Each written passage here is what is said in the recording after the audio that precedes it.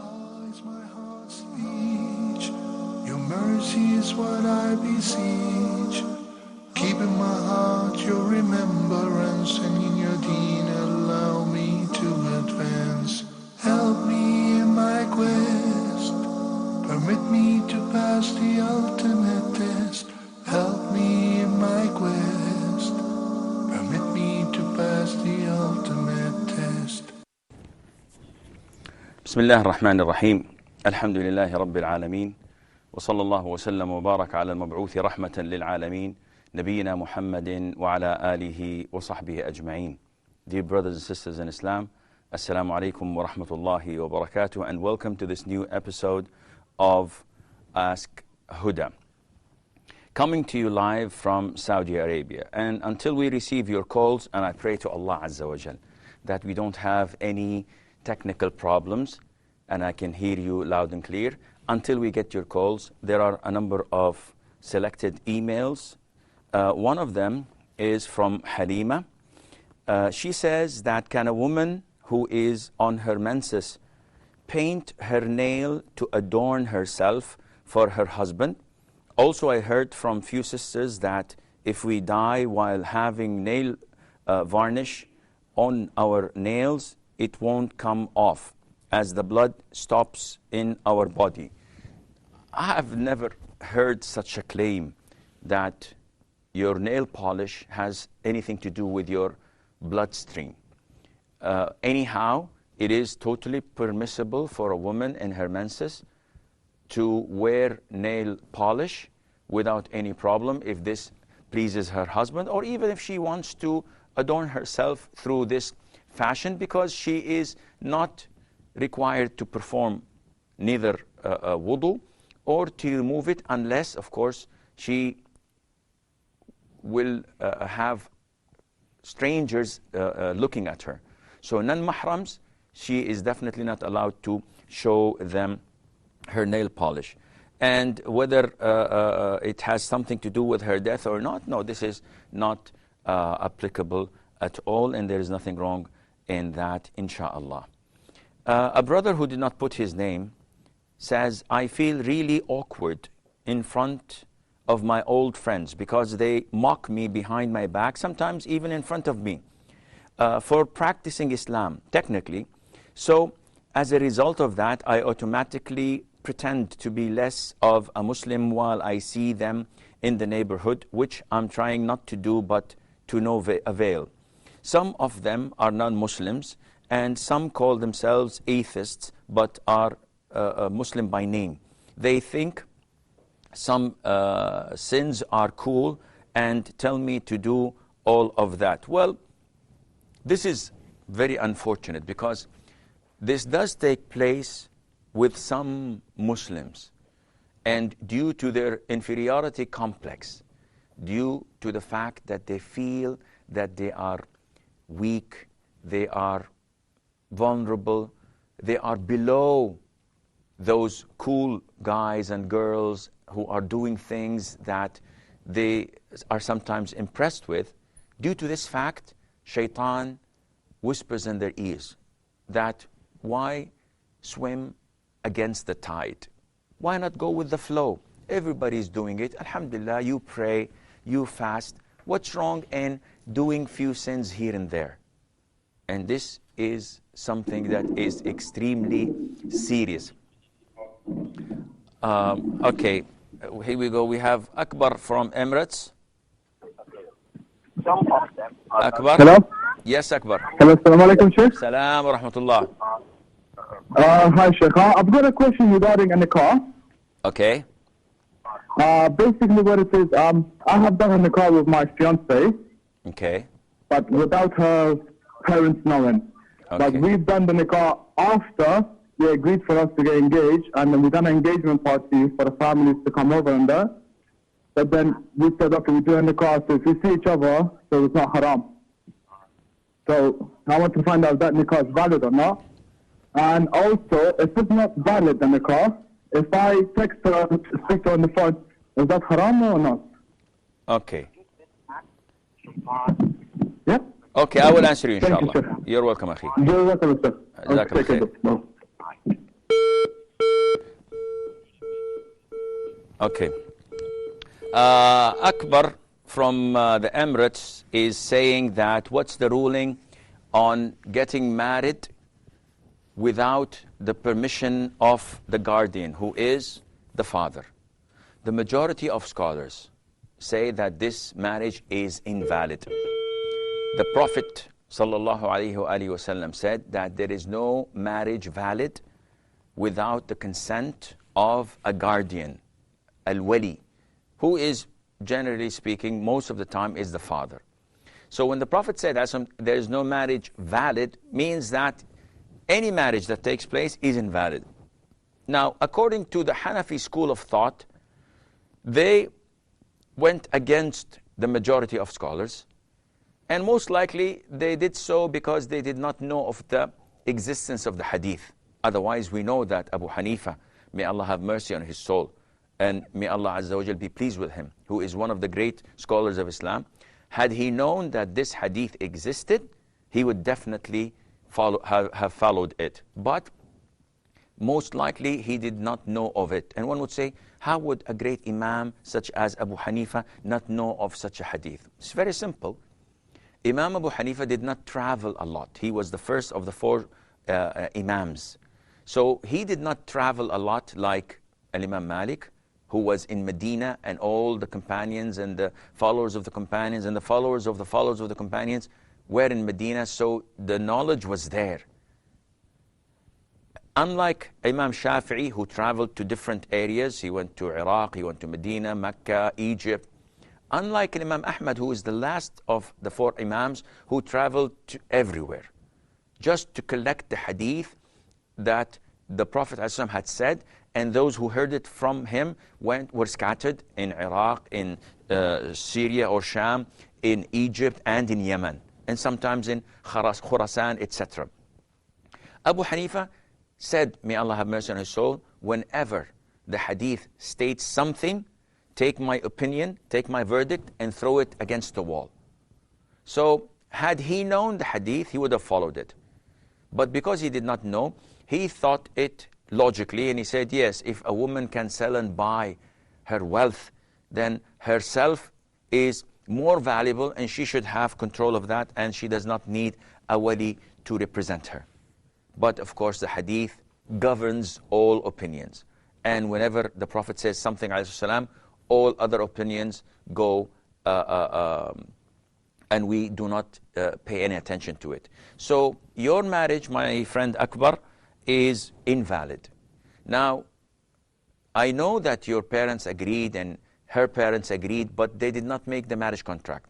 And the marriage contract is easily done. The father, the guardian, tells you, I give you my daughter in marriage. You say, I accept her marriage. This is in the presence of two adult males, and that is it. She is your wife. Of course, her consent is prior to that, but definitely she is already giving that. So once this is done, you're both married.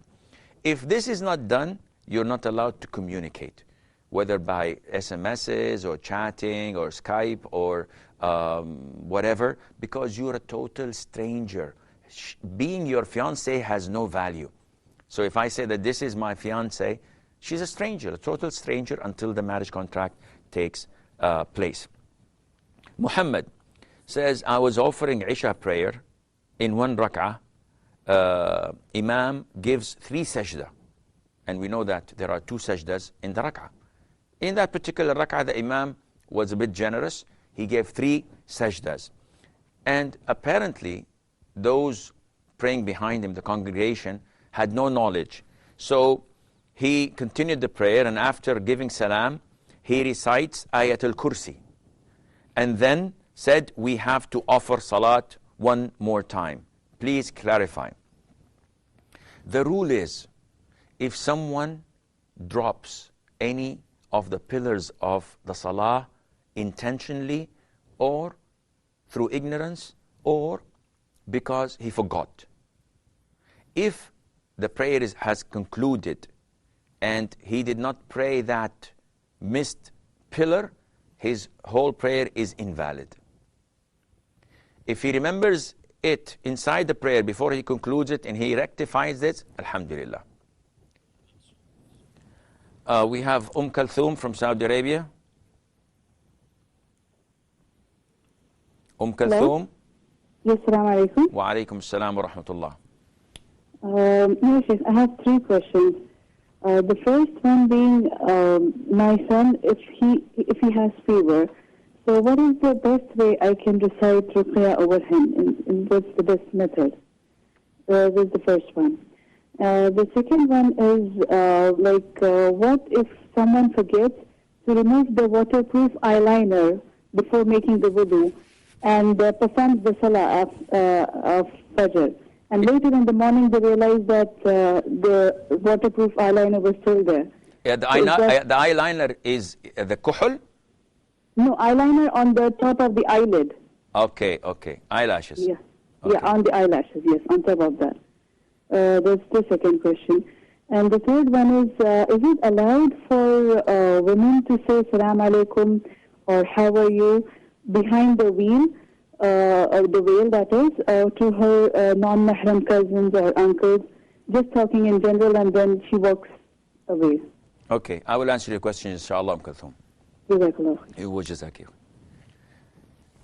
Okay, Kulthum had three questions. The first question was, what's the best treatment and ruqya for a child who has fever?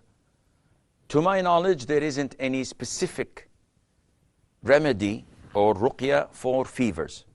So you can generally ask Allah Azza wa Jal for cure. So you can simply say, "O Allah, who made the fire to be cold and peaceful to Ibrahim when he was thrown in it, may you make the fever of my child peace and cold as well." You can recite Al-Fatiha, and it is the best ruqya ever. Reciting the Fatiha, chapter 1 of the Quran, is the best remedy for all of your illnesses, whether they are mental or physical. Only thing is that you have to believe that Allah Azza wa Jal has everything in His hands. Once you believe that and you recite it with conviction and belief, then you will get extreme results on the spot with the grace of Allah Azza wa Jal. Ayatul Kursi, you can also recite the last three surahs of the Quran, which are known as the three Qul. Qul huwa Allahu ahad, Qul a'udhu bi rabbil falaq, Qul a'udhu bi rabbin nas, and below. You can say the prophetic du'as. اللهم رب الناس أذهب الباس واشف أنت الشافي لا شفاء إلا شفاءك شفاء لا يغادر سقما. And you can find all of this in Husn al-Muslim, the fortress of the Muslim, which in totality is one of the most authentic books around in invocations and dua to Allah Azza wa Jal. And inshallah. Okay, we have Nadia from Saudi. Nadia from Saudi. Hello, Assalamu alaikum. Salam wa rahmatullah. Sheikh, I have three questions. Okay. Question number one, what is the difference between Salatul Duha, Ishraq and Chasht? And what? Chasht. Some people say this is at 10 o'clock, like that. This is Salatul Chasht. Okay. Yeah, Salatul Duha, Ishraq and Chasht. Okay. And question number two, is it true that half an hour before Zohar prayer, we should not pray any nafil? And question number three, I want to ask about that if we will find any money on the floor on the way, or like my husband actually found it outside of the masjid, like 10 riyals. What should we do? We have to pick it up or leave it at its place, or give it to the poor? Pick this up and give it to the poor. Okay. What is the ruling? Inshallah. And question four, sorry, one more question. You told about this before dua, we have to say durood. But I want to ask you that in the prayer, when we are saying dua in the sujood, do we have to say durood that time also, or just after Subhana Rabbil A'la, 3 times after that we can pray in our own tongue? Okay, I will answer you inshallah. Okay, thank you very much. Walaikum. You're welcome. Okay, I think Muhammad's question, which we took from the internet, following or offering Isha prayer, that adding a pillar to the prayer also nullifies it if you do it intentionally, or if you do it intentionally, that is. If you added it out of ignorance or out of forgetfulness, then your prayer is valid. So if this imam prayed 3 sajdas, knowingly that this is the 3rd sajda, then his prayer is invalid. But if he prayed the 3rd sajda either because he was confused, he did not know whether he offered 1 or 2 sajdas, and no one brought his attention to it, so he added 1, thinking that this was the 2nd most likely. Or out of forgetfulness, he offered the 3rd sajda, not knowing that this was a 3rd. Then the prayer is valid, and neither him nor you must repeat this prayer. And Ayat al-Kursi has nothing to do with forgetfulness, and Allah Azza wa Jal knows best. Ali from Nigeria. Ali? Brother Ali from Nigeria. Huh? Yes, brother. Yes. Can I go ahead and ask my question? Yes, yes, my friend. What can I do for you? Yes, I want to ask a question. I hope that is answered. Yes. Please, is it permissible for me to feed my fishes in the pond with a dead chicken from my poultry house? Is it permissible to do what? To feed my fishes with a dead chicken from my poultry farm. I did not understand you, Akhi. What I'm saying, is it permissible for me to feed my fishes in the pond? Your own human feces to the farm. Fish in the pond. With dead chicken from my poultry house. يعني feces for your chicken. Dead chicken that are dead from my poultry house. Okay. I will answer your question, inshallah. Okay, inshallah. Thank you. You're welcome. Okay, so the brother who asked about being cool and trying to compromise the deen so that his friends, whether Muslims or non-Muslims or atheists, would be okay with him, we did not answer his question. The answer to your question is, Akhi, Islam allows no compromise. So it is definitely a sign of weakness when you try to leave some of your practices of Islam so that they would think okay with you. And this is the first step of shaitan. This is what he does. So you go to your friends, you hang out to play PlayStations, video games, play cards, waste time, go play football, do sports activities, hang out, something halal mainly. When prayer time comes, you say, okay guys, I have to leave, it's giving the adhan, I have to go and pray. What will they say? They'll say, MashaAllah, make dua for us, Maulana, or Imam, or MashaAllah, the greatest scholar of Islam, and they make fun of you. Maybe you will go to Maghrib prayer today. Tomorrow, you will not say that. Maybe you'll just sneak out without them seeing you. And the day after, you will not pray at all. Say, I will pray it with Maghrib, with Isha. Now this is a very serious offense. And definitely such people is prohibited for you to be associated with or to hang out with. These are not your type. These are not the type that Allah loves. They drag you down to earth and eventually to hell. You want to associate yourself with people that take you to paradise. So such non-Muslims, definitely they're bad news. Don't go with them. Such Muslims who are atheists, definitely they're bad news. You don't need to be accompanied or to be associated or to be known to hang out with. Look for practicing Muslims or for normal Muslims. Not necessarily big mutawwi'as or great scholars of Islam. This would be a plus, but not necessarily. Maybe you would need to go out with someone who is a Muslim, prays on time, doesn't use foul language, and you have a good time with. There's no problem in that. But these people are definitely bad news. Kulthum's question, second question, was about Okay, Aisha from the Emirates. Aisha?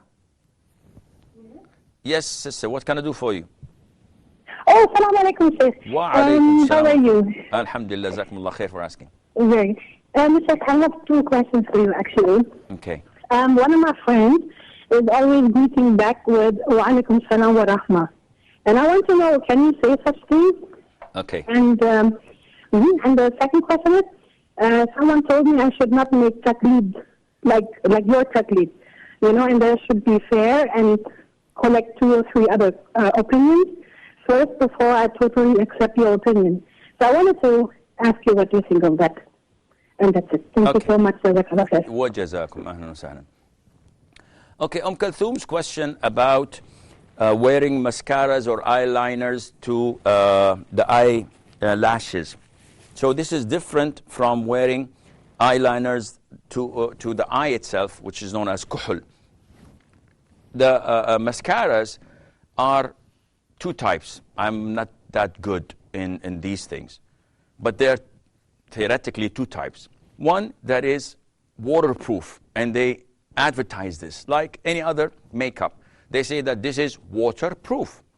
This means that when you wash your face, if you have the foundation, if you have any shades on it or any makeup, if it's waterproof, meaning that the water would not penetrate this layer and would not reach your skin, this means that your wudu is invalid. So if these eyeliners that you put on your eyelashes are waterproof, this means that you have a layer that is preventing water from reaching the eyelashes and your wudu is incorrect. But if it is not waterproof and it washes off when you wash your face, in this case, or it's transparent that to the extent that it allows water to go in and reach down, in this case, your wudu is correct, insha'Allah. Hayla from Saudi. Hello? Yes. Assalamu alaikum, Wa Sheikh. alaikum assalam wa rahmatullah. Sheikh, inshallah, I will go to Umrah. I just need to ask 2 questions. Okay. Sheikh, after Hiram, can I put perfume on underarm? Deodorant, you mean? Underarm perfume after Hiram. Okay. Then second question, usually we will go at 2 o'clock from our place. So I combine the prayer of Duhr in Asar. You are I where? pray my Nafil prayer, that of 4 rak'at and 2 rak'at like that. Where are you living, ya Hayla? In Najran. In Najran. So you are leaving Najran at 2 o'clock. 2 o'clock by bus, yes. So you're asking about the sunnah. Yeah, can I pray the sunnah? Because I want to combine the prayer of Duhr in Asar. Then I can pray the sunnah. Okay, I will answer your question. Any more Thank questions? you very much. Thank you, Sheikh. Only 2 Allah questions. bless you. Okay, bye. Assalam. Alaikum assalam wa rahmatullahi wa barakatuh. Okay. Kulthum's 3rd question. She says, what's the ruling on giving salam to non-mahrams, such as cousins, such as my aunt's husband, if I'm wearing the proper hijab? The ruling is that this is permissible, providing that there is no seclusion, so you're not alone, and there is no chit-chatting, and this would not lead to socializing. Other than that, if you're with your husband and you're properly covered and you see one of your cousins in the presence of your husband and you give him salam alaikum, my cousin, or salam alaikum, Abdullah, how are you? Alhamdulillah, that's it. No problem, inshallah. But the fear is that this may lead to something more. So if you know from your cousins or from your relatives who are non-mahram that they would go on and joke and crack a joke here and there and socialize and maybe call you a couple of weeks later and say, listen, cuz, I have a problem, I'd like to help me. No, this is not permissible. You have to cut all means of shaitan. But in general cases, yes, there is no problem in that, inshallah. Nadia from Saudi Arabia, she says, what's the difference between duha, ishraq, and another prayer? The 3rd prayer I've never heard of in my life, so I would not go into that because I don't have knowledge in it, and most likely it's fabricated. It's Yani, it does not exist in Islam. It's cultural maybe, but I do not know such a prayer. Duha is a prayer that is prayed between sunrise and just before Dhuhr time. So any 2 rak'ahs you pray in there, this is called Duha. Ishraq has a twist to it and more reward to it, though it is part of Duha. So if you pray Ishraq, this suffices you from not praying Duha. What is Ishraq? Ishraq is the prayer that a person offers in the masjid, providing that he prays Fajr congregation with the Imam. He remains where he had prayed until the sun rises. He remembers Allah, reads the Quran, yani engages in things that are associated with remembering Allah Azza wa Jal and making dhikr. And after the sun rises, for about 10 or 15 minutes, he prays 2 rak'ahs. The Prophet told us ﷺ, that whoever does this, Allah would reward him as if with a Hajj and Umrah, perfect, perfect, perfect. So imagine if you do this every single day, you get a Umrah, the reward of a Umrah, and a Hajj every single day for just staying for an hour in the masjid after Fajr prayer. So it's this is the difference between them. Mahdi from Saudi. So this is the difference between them. Mahdi from Saudi, listen to me from the phone, please, and mute your TV. Sheikh, Assalamu alaikum. Salamatullah. Sheikh, I want to ask a question. Yes, sir. My father, he died 6 years ago. May Allah have mercy. And since I am in Saudi Arabia here, I every time I go, I told him, why did you perform Umrah, or just plan for that and let me know, I will arrange for you. Every time he used to say, no, don't worry, inshallah, I also have money, I can come. But somehow he couldn't make it, and before that he died. And I still feel very bad about that, and since I was capable of making all arrangement for him, I couldn't do that. But since I am the only son of my parents, I feel very bad, and I always pray for him, but in this case, I always feel very guilty. So what shall I do I perform Umrah a couple of times on his behalf, but still I feel very bad whenever I go to Makkah. Okay. So please help me in this, how to Okay, I will inshallah. pray for him. I will inshallah. Jazakallah khair. Wa jazak ya akhi. Okay. Nadia from Saudi Arabia's second question was, they tell her that she should not pray half an hour before Dhuhr prayer, any voluntary prayer. Is this correct? The answer is no and yes. Half an hour is too long. There are 3 times that the Prophet ﷺ forbade us from praying in the hadith, authentic hadith. One of them is when the sun is in the middle of the sky, which is about 10 minutes before Adhan of Dhuhr, when the sun goes to the west a little bit, which is known as the time of Zawal. So you may pray Nafil prayer as long as you wish, until 10 minutes before the Adhan. You should refrain from praying Nafil prayers, but not half an hour. Half an hour is a lot of time. Third question, Nadia said that my husband, not mine, her husband found 10 riyals when he was coming out of the masjid or on the road. What to do with it?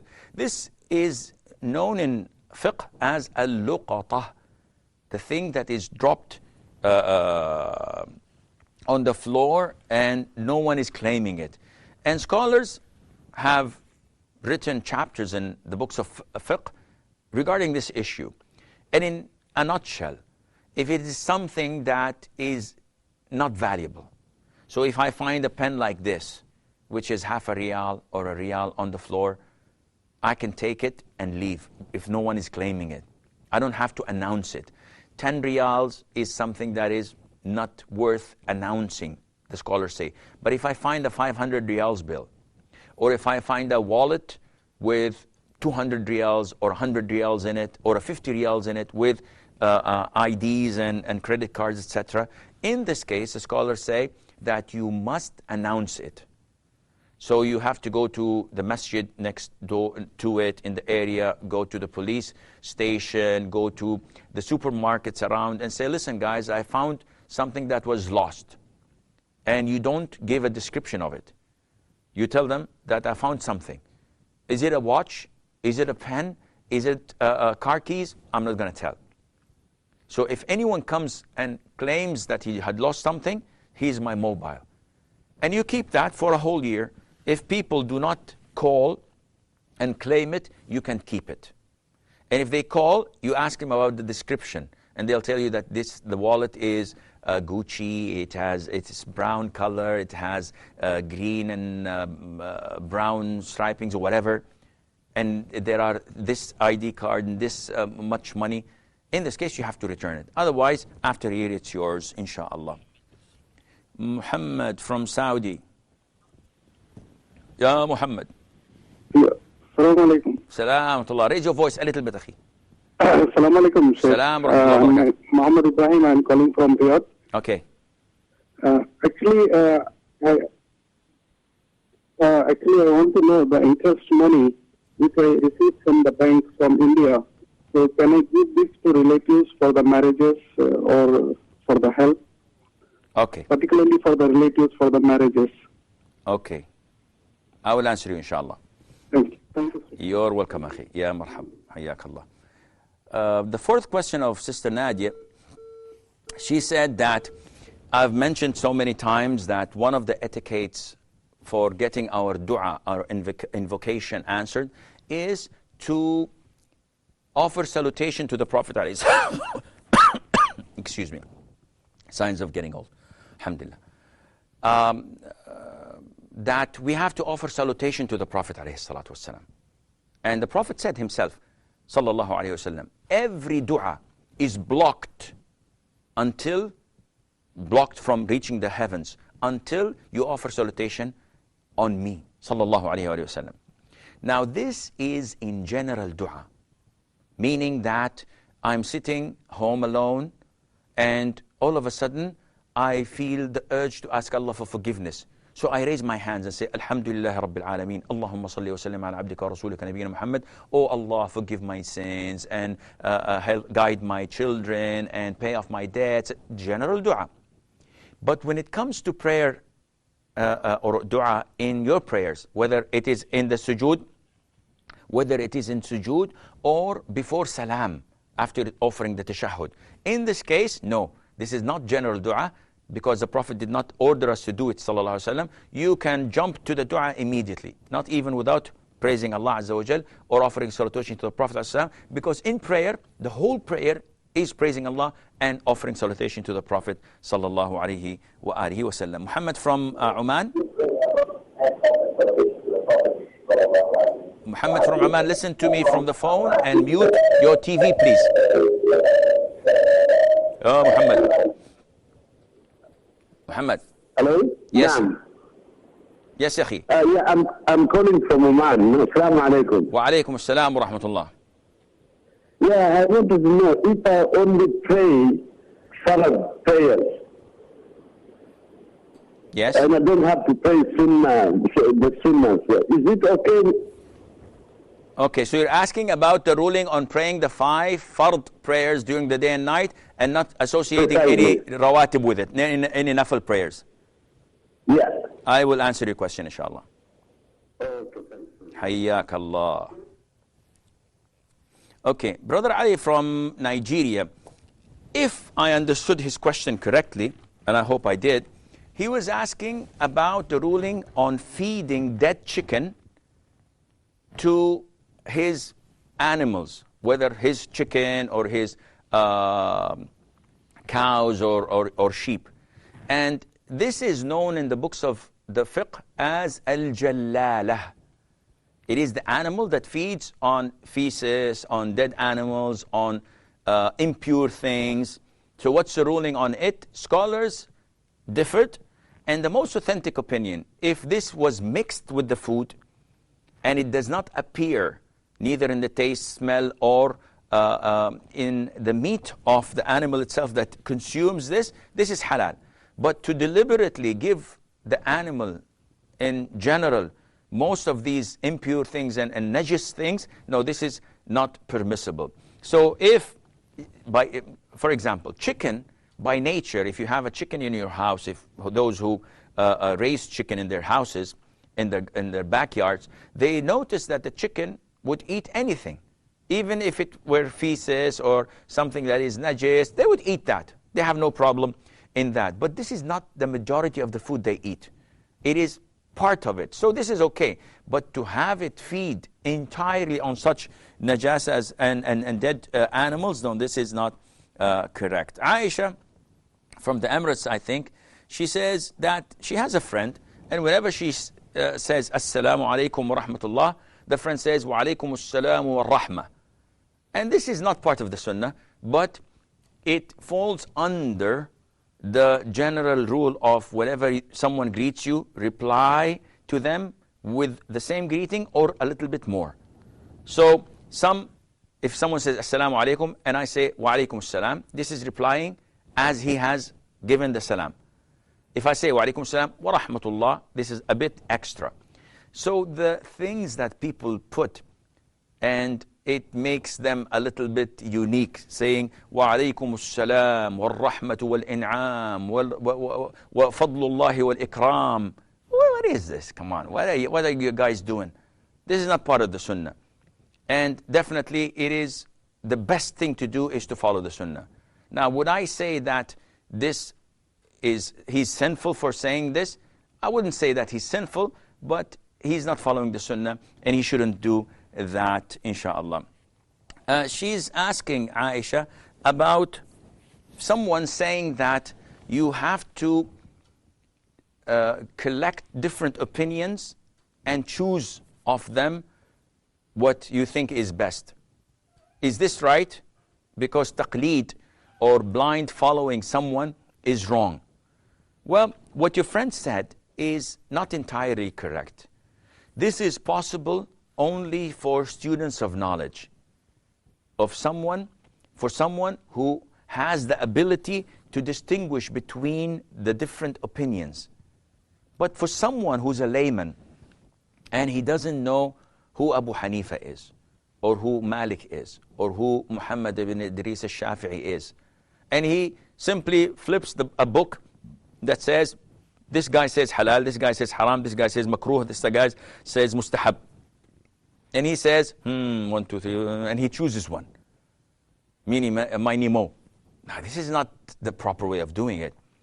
If you're a student of knowledge, you have knowledge of the Quran and of the Sunnah, yes, in this case, you have to cross-examine these opinions and see where they got their evidences from and weigh which one is more authentic and follow that. But to simply say and open the door for anyone just to go and look into the opinions of scholars and claim to follow the Quran and Sunnah, this is not the right approach. A lot of the brothers ask, Sheikh, you said so and so and so. What's the evidence? And I tell them, come on guys, I'll give you the evidence. Would you know that this evidence is authentic or not? They said, no, but we will ask you. So subhanallah, and I'll tell you it's authentic. Would you take my word? Said, yes. From the beginning, then take in my word and follow me. When I post something on Facebook, you get one jumping, said, what's the reference of this ayah? What's the authenticity of the hadith? Akhi, I posted it. That means that I am saying that it is authentic. Now, you want me to give you the reference? What would you do with the reference? If I say it is in Mustadrak al-Hakim, I said, khalas, I know the reference. So then what? How would you know that it is there or not, existing or not, is authentic or not? I wouldn't know. Why then waste your time? So yes, if you're a student of knowledge, go ahead and collect the opinions and cross-examine each one of them to reach what pleases Allah Azza wa Jal. Hayla from Saudi Arabia, she says that, what's the ruling? Okay, Hashim from Al-Bahrain. Hajar from Al-Bahrain. Assalamu alaikum wa rahmatullah, Sheikh. Wa alaikum assalam wa rahmatullahi wa barakatuh. Actually, it was my husband who was calling me, but he had to go for the prayer to the mosque, so I will be asking a question for him. Okay, no problem. I have 2 questions, please. Okay. The first question is that during the prayer, does the woman have to cover her feet also? And second question is that in Islam there are two things for getting married. Yes, we have the nikah and we have the walima, but some people, they have some other functions also. So is it all right to attend, for example, the barat, where they take the girl to her new home, provided that there is no music or some other sort of bid'ah is not there? That's it.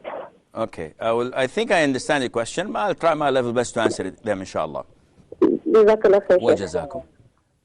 Hala had a second, well, her first question we did not answer. She's saying, what's the ruling on applying deodorants after ihram? The answer is, this is totally prohibited. Once you are in the state of ihram, you cannot put perfume or clip your nails or cut your hair, or for a woman wear a niqab or wear gloves, etc.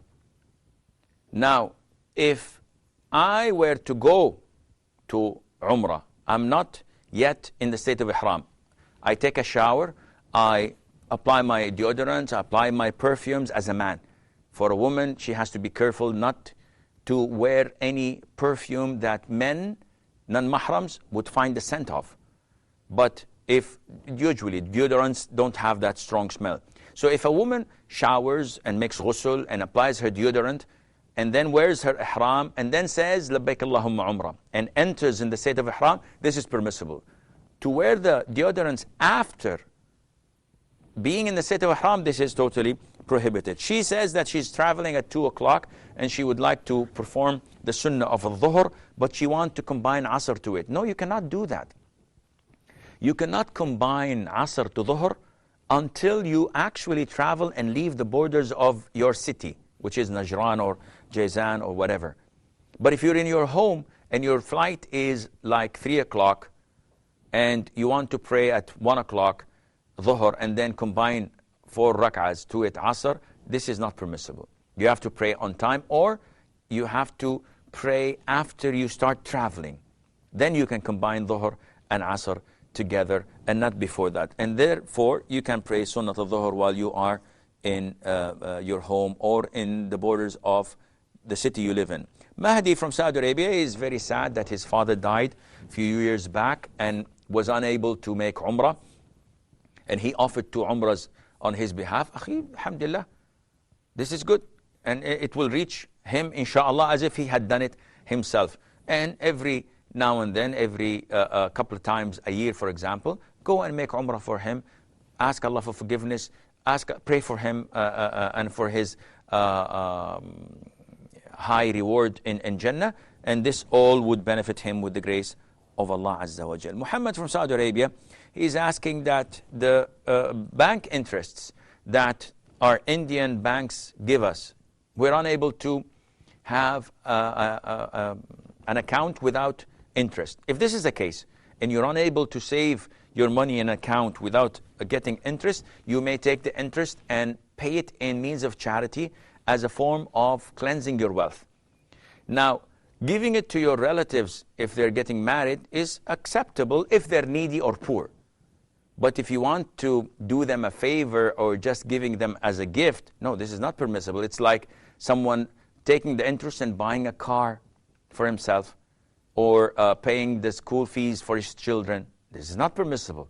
You have to dispose of it in means of charity. So if your relatives who are getting married are needy, yes, you can give it to them. If they need money to pay their medical bills and they're unable to afford that, definitely you can give them from the interest money. Muhammad from Oman says that I want to pray fard prayer, the 5 mandatory prayer, Fajr, Dhuhr, Asr, Maghrib, and Isha. But I do not want to associate any voluntary prayers to them. Is this permissible? The answer is yes. Allah Azza wa Jal obliged you only to pray the 5 mandatory prayers. And this nomad who came to the Prophet and said to the Prophet ﷺ, tell me what Allah has obliged upon me. And the Prophet told him 5 daily prayers. They said, nothing else? And the Prophet said, nothing else except if you would like to do some voluntary deeds. And at the end of the hadith, the man said, by Allah, I will not add anything nor take out anything of what you have said. the Prophet said that he would succeed if he's truthful. If he does what he pledged, that is, observing the 5 daily prayers on time, he has succeeded. Now, having said that, this does not mean at all that if you pray these 5 daily prayers that you won't have any shortcomings in them. Because we usually, our minds wander around and we may not pray them on time or in the exact fashion that the Prophet ﷺ taught us. This means that my prayer is not complete, and that is why in the hadith, the Prophet says, ﷺ, when an individual prays, Allah Azza wa Jal tells the angels, look how much of his prayer he has comprehended. So they write half of it, a third of it, quarter of it, 1/5, 1/6, until they write 1/10 of it. This is what he's rewarded for. Then Allah tells them, look, if my servant has any voluntary prayers and they complete the missings, bits of the fard prayer. So definitely, if you pray that nafil prayer, the 12 rak'ahs per day and night, associated with these 5 daily prayers, first of all, Allah would build you a house in paradise, as in the hadith. Whoever maintains 12 rak'ahs other than the faridah, Allah Azza wa Jal would build him a house in paradise. Secondly, Allah Azza wa Jal would complete the missing things of your prayer. Now, Hajar from Saudi Arabia, I think, her husband's question, does a woman have to cover her feet in prayer? And the answer is yes. It's an issue of dispute, the most authentic. She must cover it, whether by wearing a long abaya that covers her feet when she is standing up, or by wearing socks. And she's saying about the other parties associated or invitations, they get invited to the marriage parties or dinner. So the walima for the nikah, maybe the family of the girl would like to make another walima afterwards, and maybe they both want to contribute in a third walima. So attending these, is it permissible? The answer is yes. These are okay, no problem. If one makes a aqiqah for a newborn and slaughters a sheep or two and calls people to eat from it, this is all permissible, insha'Allah Azza wa Jal. Sabrina says, is it sinful for a Muslim if they intentionally do not give a reply to your salam with salam? Definitely yes.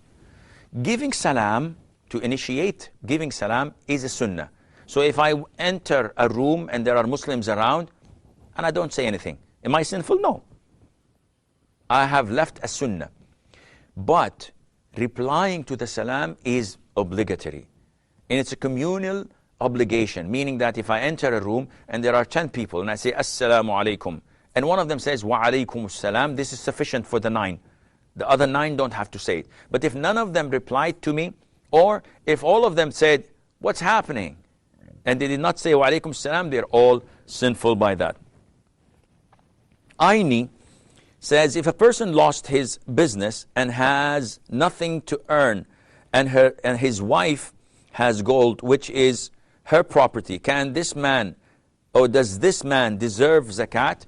If he is poor and needy, if he's classified as poor or needy, what's the difference between poor and needy? A needy person has most of the things that he needs, but there are certain aspects that he is unable to complete his life, in the sense that I'm not a needy, alhamdulillah. I have a house, I have a car, I have my children, but I need to send my eldest to the university and I cannot afford the fees. I have food in the home. I have everything, almost everything that I need, just barely. But this essential thing, which is sending my child to university, or having my wife operated on in a hospital for cancer, for example, or something like that, I don't have money. In this case, yes, I can take zakat. This is the needy. A poor person is far below. A poor person who has the food for today, tomorrow maybe he doesn't have anything. He doesn't have means of transportation, and he needs that, a car or something that takes him to work so that he could earn money. So someone who is poor is much worse than someone who's needy. So, if this man is categorized as needy or poor, in this case, he may take from the zakah, whether from strangers or from his wife. So if a wife has lots of gold, one would say, hey, how can I give him zakat when his wife has $100,000 worth of gold? Well, he's the one who's entitled for zakah, not his wife. So she has to sell some of the gold. No, she doesn't have to do anything. The gold is totally hers, and she's not obliged to spend a single penny on the house or on her husband or anything else. But we know that she has to pay zakat every single year.